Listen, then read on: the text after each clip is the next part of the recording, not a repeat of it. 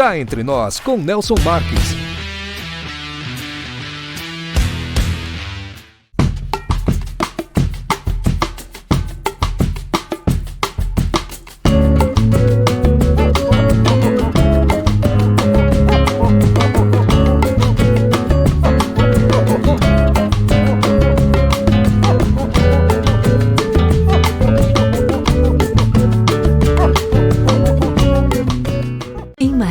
Hospede-se no Estoril Hotel, no centro de tudo, com o conforto que você merece. Ótimas opções de apartamentos, para você desfrutar de dias tranquilos, seja para lazer ou para fazer negócios. A maior estrutura de eventos corporativos da região, academia, pet friendly, estacionamento privativo e coberto e um delicioso café da manhã. Em Marília, reserve o melhor para você. Estoril Hotel.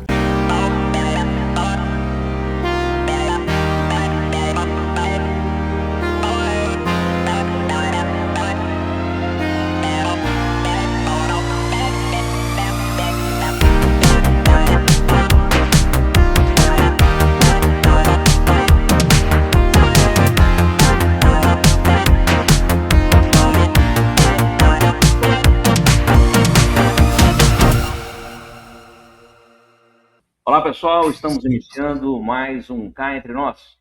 Hoje o nosso tema é família, empresa e terra. 3 células integradas, poder que protege, cresce e perpetua. E nós temos a honra hoje de receber aqui no nosso Cá Entre Nós o advogado Dr. Pascoal Ângeles Neto. Ele é mestre em Direito pela Universidade de Girona, na Espanha, com diploma e título de mestre revalidados, ou melhor dizendo, no Brasil, pela Universidade Estácio de Sá. Dr. Pascoal é bacharel em Ciências Jurídicas e Sociais pela Universidade de Ribeirão Preto e cursou os créditos de doutorado em Direito Civil pela Universidade de Buenos Aires, Cuba, na Argentina. Atualmente é professor convidado do Instituto Brasileiro de Estudos e possui sólida atuação nas áreas de direito imobiliário, direito notarial e registral, direito empresarial e imobiliário, planejamento sucessório, holdings, compliance, governança corporativa e direito agrário, direito rural e direito do agronegócio. Com ampla experiência na estruturação patrimonial de famílias empresariais, produtores rurais e grupos econômicos, o Dr. Pascoal desenvolve projetos jurídicos estratégicos voltados à proteção de patrimônio, organização societária, eficiência tributária e perpetuidade dos negócios. Dr. Pascoal, seja muito bem-vindo ao Cá Entre Nós. É um prazer recebê-lo aqui.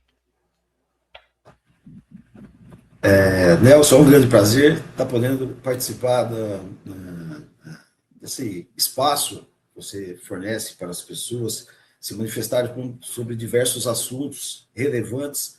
É uma honra, até por conhecê-lo há um bom tempo. Os cabelos já não são mais os mesmos, mas, enfim, estou aqui à disposição para estar sanando algumas dúvidas, expondo meu ponto de vista em relação a esse assunto, que é cada vez mais relevante na atual conjuntura brasileira. Hoje se procura muito estar fazendo a coisa da maneira que tem que ser feita. É o termo mais usado agora, o compliance, e principalmente essa questão que hoje aflige o empresariado em geral, os produtores e proprietários de patrimônio, de preservar o patrimônio em relação aos seus entes e continuar a gestão, né? Enfim, estratégicas, no caso das empresas. Estou aqui à disposição. Muito obrigado, doutor Pascoal. Estávamos ansiosos em tê-lo aqui no nosso programa, dada a sua experiência e os seus conhecimentos, que a gente espera que possam ser, que eu consiga tirar um pouco os seus conhecimentos e passar aqui para os nossos telespectadores, os nossos seguidores aí do YouTube, que sempre estão atentos às nossas entrevistas.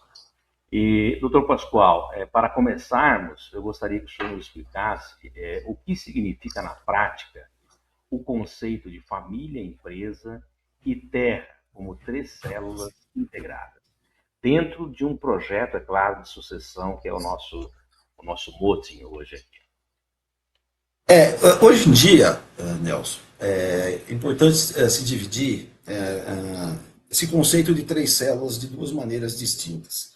Existe o conceito de três células dentro das criações das holdings, que tem uma outra conotação, e essas seriam as três células bases para um bom planejamento, não só sucessório, eu digo também um planejamento patrimonial. Se você pensar em termos de família, talvez o nosso bem mais precioso, e devemos preservar as relações familiares, as relações pessoais, preservar, inclusive, em relação às eventualidades dos casamentos mal-sucedidos, que possam vir a influenciar diretamente na vida familiar e na vida da empresa ou do patrimônio da pessoa. A empresa em si é o ativo, né? Na verdade, a empresa, a segunda célula, seria o ativo que é transmissível, o motor do negócio. Na verdade, é aquilo que, de alguma maneira, mesmo que seja o conceito de empresa seja mais amplo, é aquilo que se produz, não necessariamente é uma empresa física, mas pode ser a própria produção, o modo de se trabalhar. E a gente trata a terra, na verdade, como a base, é o proativo, na verdade. Não é nem o ativo em si, o motor, o proativo, é aquilo que vai fornecer o subsídio para que se possa estar produzindo o conteúdo que o motor vai girar. Tá, interessante. Acho que é importante nós sabermos essa divisão direitinha para que a gente, ao longo do nosso bate-papo, possamos dividi-las e, ao mesmo tempo, integrá-las, né, para ficar mais explícito e bem explicado. Doutor, muitas famílias ainda veem a sucessão apenas como herança. Qual é a diferença entre a herança e patrimônio e planejamento? Vou repetir. Qual a diferença entre herança e planejamento sucessório? Nelson, a herança nada mais é do que aquilo que se recebe de imediato num eventual falecimento, no caso do inventário, ou que venha a ser feito em vida através de uma doação. E, na verdade, o planejamento é o modo como isso vai ser feito. O planejamento da transmissão da herança, então, são coisas distintas, que são dois princípios basilares totalmente opostos, há um abismo entre eles. A herança nada mais é do que a coisa em si, do que aquilo que vai ser transmitido.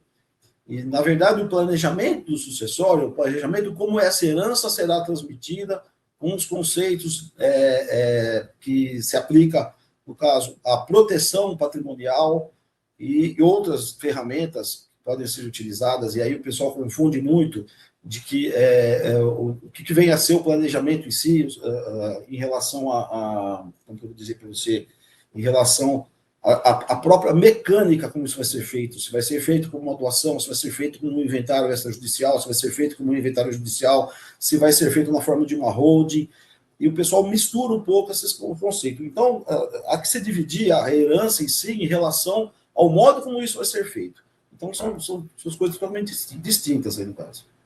Tá. Bom, quando nós falamos em sucessão familiar, quais são os principais riscos para quem não se organiza com antecedência, doutor? Bom, na verdade, isso parte do pressuposto de se preparar as gerações futuras para que se possa fazer um planejamento adequado. O risco está, na verdade, em você não orientar a geração ou não ter uma gestão do patrimônio transmissível. Muitas vezes essa preocupação do pai ou do empresário é estar transmitindo o bem em si sem preparar o herdeiro ou alguém que possa estar fazendo a gestão disso. Por isso que entra em voga esse conceito que hoje está muito arraigado à internet, enfim, de que se trate as coisas com o termo do compliance. Tá. O que vem a ser o compliance? Compliance nada mais é do que a tradução literal de um termo em inglês, que é to comply, que seria cumprir, né? Cumprir as coisas como devem ser feitas.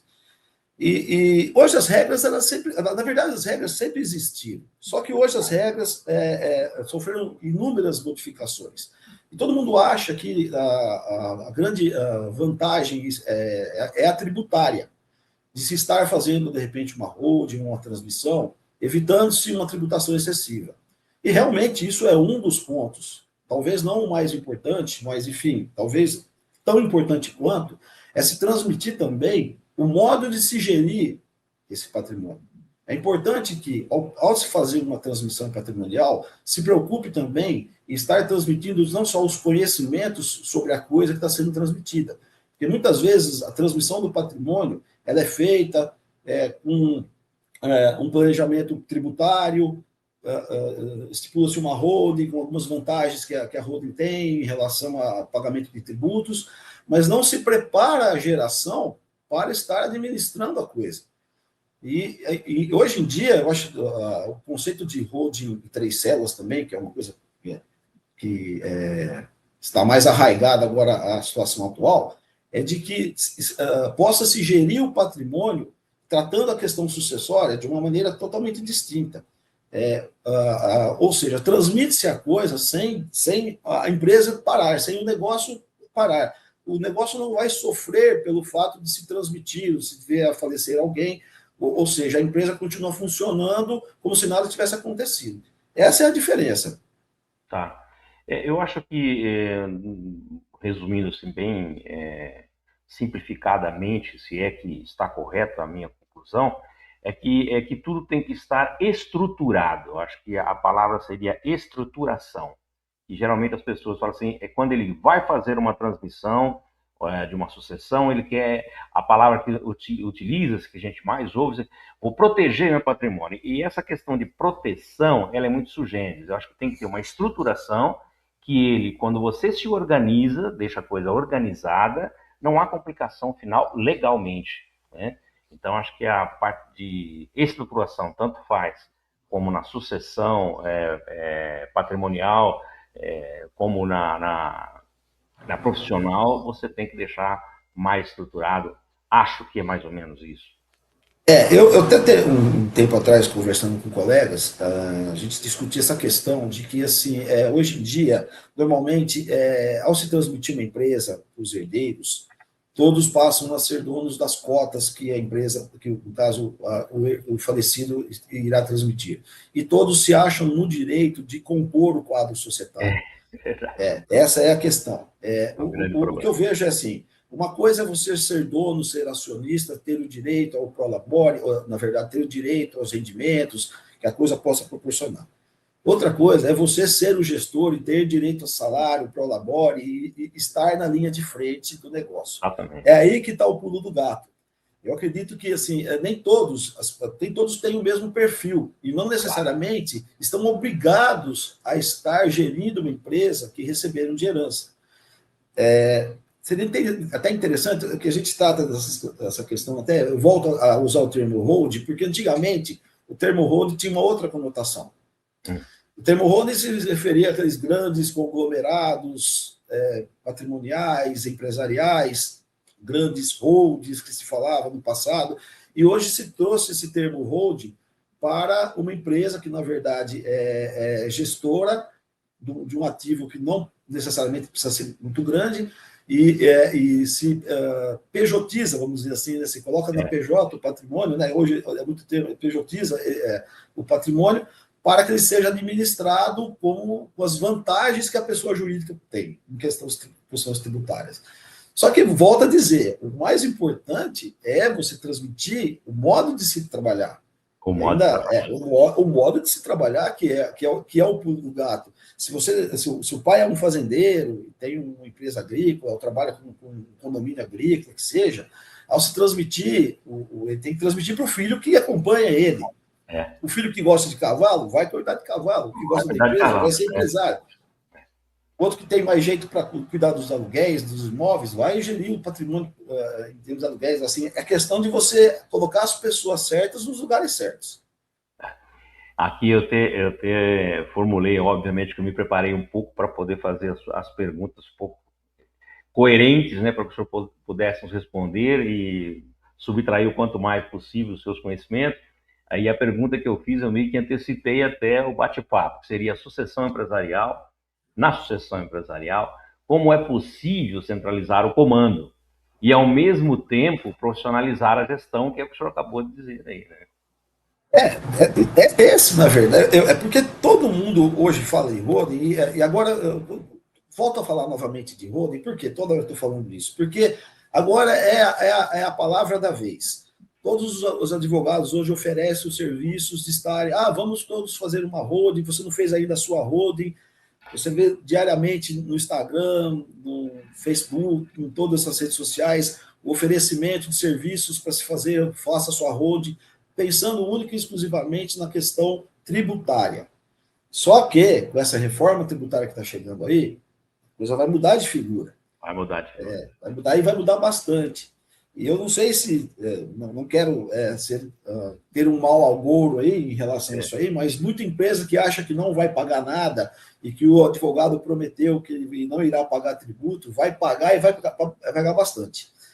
Vai pagar por quê? Porque o fisco se preparou, o governo se preparou, ele já sabe como que a coisa funciona. Essa reforma ela vai pegar, vamos dizer assim, usar um termo até... vai pegar na curva. Sim. A hora que virar a esquina, vai ter o fisco esperando lá. Essa questão de não se tributar o ITBI ou o ITCMD em relação à integralização de imóveis nas cotas de capital está mudando de figura. Existem já posicionamentos aí do STJ, STF em andamento, o tema 796, que está sobre a vista do ministro Gilmar Mendes, em relação a se tributar o ITBI da integralização, quando o valor do bem integralizado superar o valor do patrimônio, do capital social que ele vai integralizar.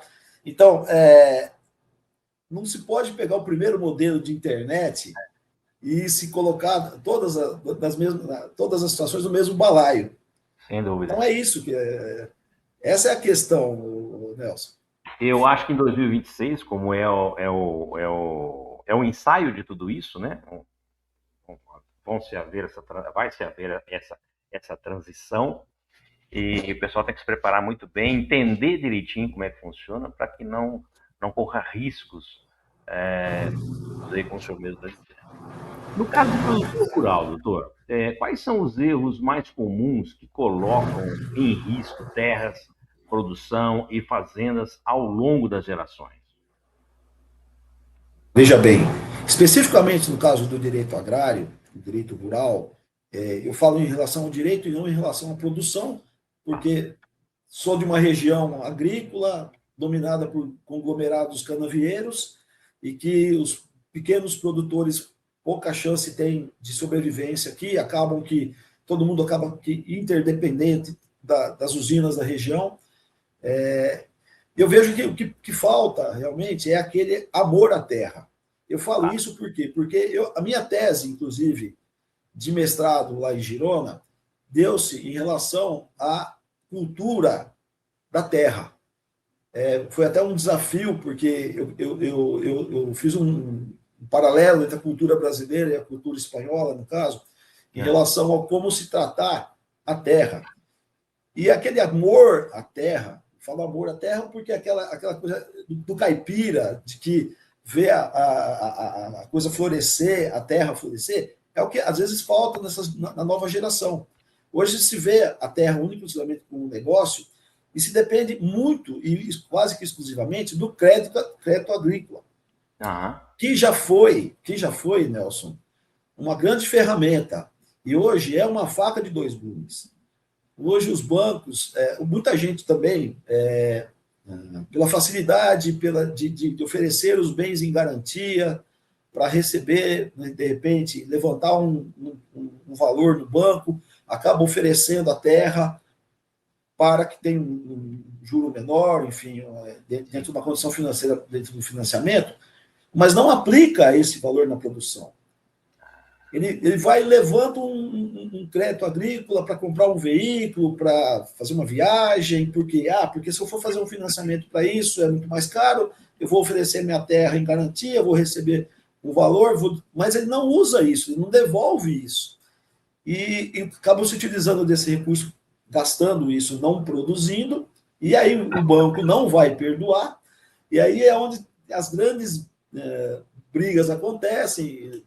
A maioria das vezes que a gente orienta as pessoas em relação a estar brigando pela renegociação dos créditos agrícolas é em relação a isso, de que você não aplica. Então, o grande desafio, eu acredito que é você transmitir para as gerações o amor à produção, o amor à terra. Então, até a minha tese eu coloco à disposição, caso alguém queira, acho que ela está disponibilizada, inclusive, na internet, que é o amor à terra, enraizado na cultura brasileira. De que você entenda que a produção é importante e gostar de fazer, de exercer essa atividade, é mais importante.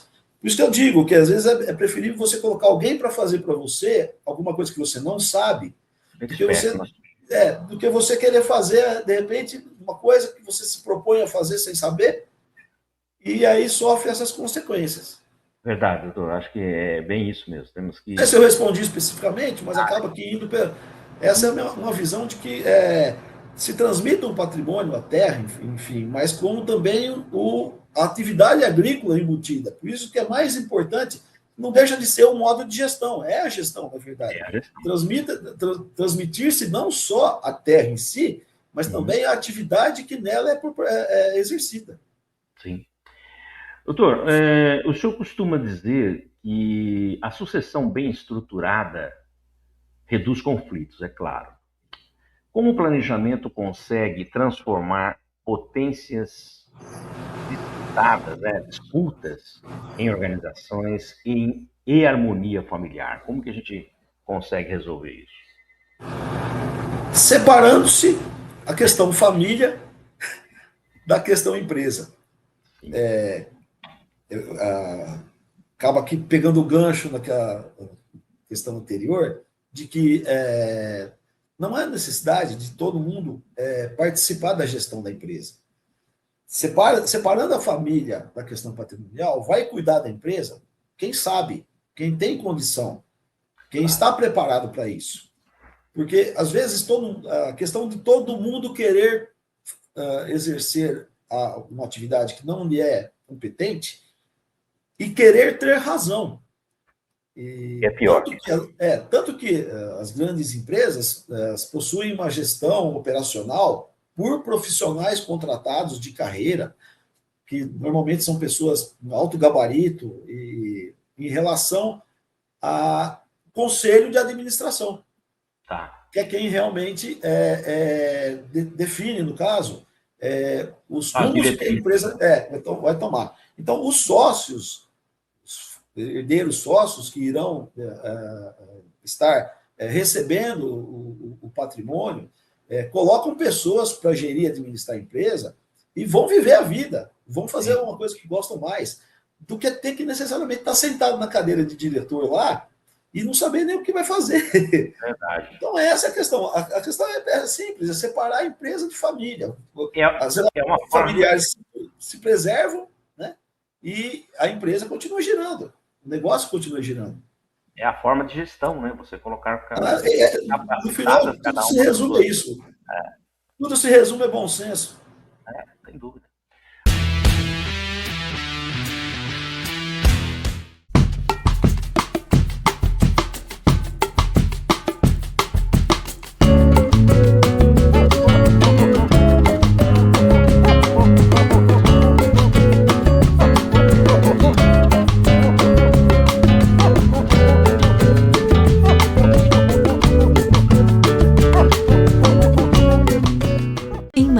Hospede-se no Estoril Hotel, no centro de tudo, com o conforto que você merece. Ótimas opções de apartamentos, para você desfrutar de dias tranquilos, seja para lazer ou para fazer negócios. A maior estrutura de eventos corporativos da região, academia, pet friendly, estacionamento privativo e coberto e um delicioso café da manhã. Em Marília, reserve o melhor para você. Estoril Hotel.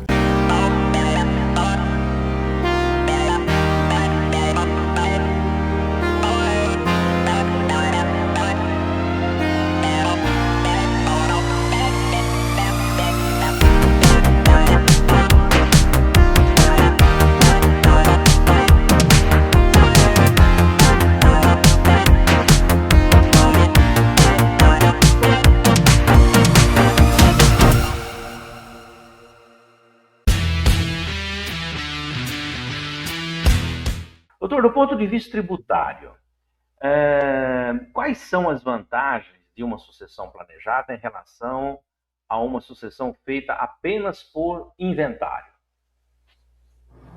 Perfeito. Agora você tocou num ponto interessante. O que acontece? O inventário, ele nasce de um trauma, de um óbito, de uma coisa inesperada, ou mesmo que esperada, sem nenhum planejamento. Ou seja, você tenta recolher os cacos de um vaso quebrado e reestruturar a família, isso tendo prazos para recolher tributos, normalmente relações familiares que não foram desenvolvidas a contento, e o evento já aconteceu, e aí a ampulheta vira, você tem o tempo para estar fazendo isso, senão isso vai lhe custar cada vez mais caro, e não houve a preparação.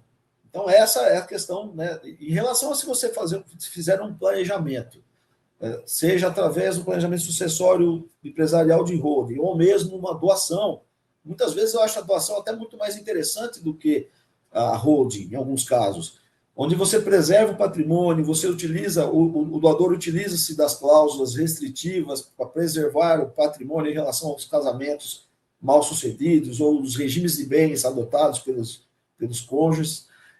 Ele coloca o direito de usufruto sobre os imóveis e sobre as coisas também, os dividendos que a coisa possa proporcionar. Então, essa é a questão de você fazer de uma forma planejada e que pode, inclusive, com certeza, terá repercussão no campo tributário, onde você pode se utilizar, de repente, de isenções que a lei vai te proporcionar, quando você faz isso de uma maneira concatenada e sequencial, ou seja, existem isenções anuais que são dadas para determinados valores, que pouco a pouco o doador pode estar fazendo doações, onde não será tributado o imposto de transmissão, se fizer dentro daquele limite. Então, às vezes, em 1, 2, 3 anos, ele consegue estar doando todo o patrimônio, com todas as cláusulas necessárias para a preservação, tanto do seu direito de usufruto, como também em relação aos casamentos eventualmente mal sucedidos, regime de bens adotados de maneira errônea. E em relação a você ter que fazer isso no inventário, onde não tem muito o que se fazer. O fato gerador já ocorreu com um evento morte, então tem-se uma data onde, a partir daí, o tributo já é devido, ele vai ser cobrado incontinente, de imediato e na totalidade. Alguns estados permitem o parcelamento, só que também existe um juro embutido, e aí também nem sempre é vantajoso você arrastar todo esse processo, que já é doloroso em relação à morte, por mais um período de tempo, porque você só vai finalizar esse inventário ao final do parcelamento do imposto. A gente costuma dizer o seguinte, né, doutor? A gente nasce, a gente paga para nascer, paga para viver, paga para morrer. E deixa a dívida, muitas vezes, por herdeiro pagar. Geralmente é isso. Doutor, quando falamos em crescimento acelerado de empresas e propriedades rurais, como a estrutura sucessória ajuda a manter o controle e a segurança do patrimônio? O que está acontecendo que, até então, os grandes empresários rurais, os fazendeiros, não se utilizavam da pejotização. Eram, muitas vezes, trabalhavam na própria terra e geriam o patrimônio de uma maneira, geralmente, condomínio agrícola. Hoje, se entende que utilizar-se da PJ para administrar a produção, você, primeiro, caracteriza o negócio a partir da empresa, sem humanizar muito a questão financeira, em relação a você tratar a questão patrimonial fora da questão produtiva. Então, você tem o imóvel, que pertence a uma empresa, está integralizado, as pessoas não são donas mais do imóvel, a empresa seria a dona do imóvel, e a empresa vai gerir e administrar o negócio no imóvel que é dela. Então, você tira a questão humana da questão produtiva, você trata isso na pessoa jurídica, e com todas as ferramentas e vantagens que existem de você estar operando na pessoa jurídica, principalmente na questão tributária. Além do que, volto a dizer, a gente volta sempre na questão de gestão. Ao existir uma empresa, você coloca a gerência, a administração por pessoas correlatas à atividade. Você contrata profissionais que sabem exercer aquela atividade. Então, essa é a vantagem de você estar tratando hoje a questão do campo como uma empresa, como outra empresa qualquer produtiva.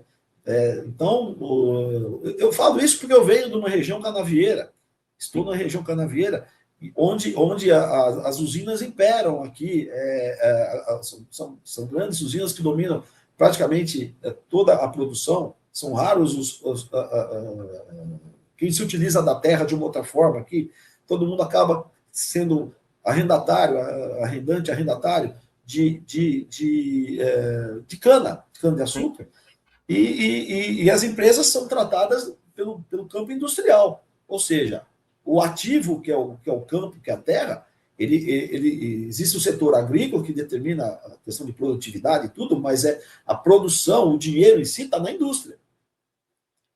Tanto que está diminuindo cada vez mais quem toque o próprio negócio. Muita gente prefere arrendar para deixar a empresa que sabe fazer o que faz, que é a usina, do que tocar, vamos dizer assim, o próprio negócio. São raros quem tem estrutura para estar entregando a cana na balança da usina. Certo. São raros os fazendeiros, ou enfim, os produtores agrícolas que conseguem ter uma estrutura suficiente de estar tocando a própria produção e entregando a cana. É óbvio que seria muito mais vantajoso, você não tem o custo de carregamento e transporte, questão de logística, toda uma estrutura que você tem que manter. E aí, até por conveniência, acaba-se utilizando o arrendamento. Então, é isso que acontece. A usina, eu falo a usina porque eu estou na região usineira, ela coordena a coisa como uma indústria. E o foco da empresa não é agrícola. A agrícola terá o seu departamento. Quando, na verdade, o produtor rural, ele é tudo. Ele é a empresa, ele é o fazendeiro, ele é o que toma conta, ele é o agrônomo, ele é o que planta. E aí, hoje em dia, se não quer mais ter essa dificuldade. Então, opta por ganhar-se menos, na verdade, do que se conseguiria, caso se gerisse a atividade, arrendando simplesmente a terra. Não sei se é o exemplo ideal, mas é o que eu tenho aqui na minha região. Né? Tá certo, é isso mesmo. É bem específico, né? Dá para a gente entender isso aí, aplica-se aos outros setores. A todas as outras atividades em cada região do Brasil. Né? Doutor Pascoal, cá entre nós, qual é o maior erro que as famílias empresárias e produtores rurais cometem ao adiar a sucessão e o que eles podem fazer hoje para mudar esse cenário? Nelson, cá entre nós, hoje, o direito em si, a ciência jurídica, ela lhe dá todas as ferramentas necessárias para que você possa estar fazendo um planejamento patrimonial e de governança corporativa. Então, hoje em dia, é a questão de você procurar os profissionais corretos dentro das suas respectivas áreas que possam lhe orientar e estar fazendo essa transmissão menos traumática. E existem inúmeras vantagens. A gente dizer que a questão financeira não é importante seria enorme sandice. A questão tributária é muito importante. É uma delas. A questão de se proteger o patrimônio também é muito importante. de você utilizar essas ferramentas que a própria lei lhe proporciona para ter a segurança de que o patrimônio não será dilapidado e haverá continuidade do negócio e os seus herdeiros estarão com um patrimônio preservado por gerações. E, principalmente, volto a dizer, a questão de gestão. Que tudo se resume, acho que o nosso bate-papo aqui acaba sendo que dirigido para essa área, porque, no final, o bom senso deve sempre imperar, Nelson, em relação a se estar permitindo que o negócio continue intacto, mesmo tendo que se sofra durante esses períodos, essas intempéries aí que ocorrem, os falecimentos, os casamentos, as dissolução de união, a questão da união estável, que de certa maneira já tem um posicionamento bem solidificado de que para alguns direitos se equipara ao casamento, inclusive para questões patrimoniais.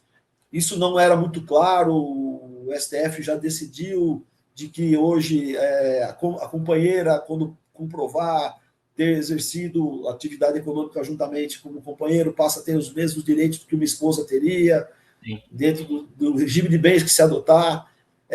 O próprio regime de bens também, e aí tem uma questão, não sei se é interessante estar dizendo isso agora, de que as pessoas confundem os regimes de bens com a questão do direito sucessório. Isso é importante, Nelson, que as pessoas tenham a consciência de que casar com separação absoluta de bens pode garantir o direito da pessoa numa dissolução da sociedade conjugal. Mas no campo do direito sucessório não tem nenhuma influência. O cônjuge, independente do regime de bens que seja adotado, ele continua no rol de herdeiros necessários. Verdade. Então, o que acontece? Existe um projeto de reforma do Código Civil, inclusive um dos pontos que está se discutindo é que, se for aprovada a proposta de mudança, tirará o cônjuge do rol de herdeiros necessários. Ele deixará de concorrer com os demais herdeiros, ele vai sair da linha de herdeiros, ele vai ter direito ao patrimônio da sua ameação, mas ele não será mais o herdeiro necessário. E aí é uma situação que, de repente, a pessoa pode estar fazendo vai dar muito pano para a manga isso aí. A pessoa pode estar fazendo um testamento excluindo o cônjuge da sua herança. Então, ainda isso vai ter muita discussão. Eu acredito que essa reforma do Código ela está sendo vista de uma forma não muito positiva. Já assim, existe até... É polêmico, né? A própria OAB está se preparando, caso isso venha a acontecer, para estar impetrando ações em relação a isso. Por quê? Vai tirar aquilo que se conseguiu, de repente, lá na união estável, vai se tirar na herança. Então, mas só que vai ser através da vontade da pessoa, né? Sim. Então, são coisas, né, que eu acho que a questão primordial é as pessoas procurarem os profissionais corretos, estarem se preparando para estar fazendo essa sucessão de uma maneira mais tranquila. Obviamente, não só pensando na questão de vantagens da natureza tributária, mas também de se conseguir que o negócio não pare, que as famílias sejam preservadas, as relações humanas sejam preservadas e, enfim, bom senso, sempre a palavra-chave é bom senso.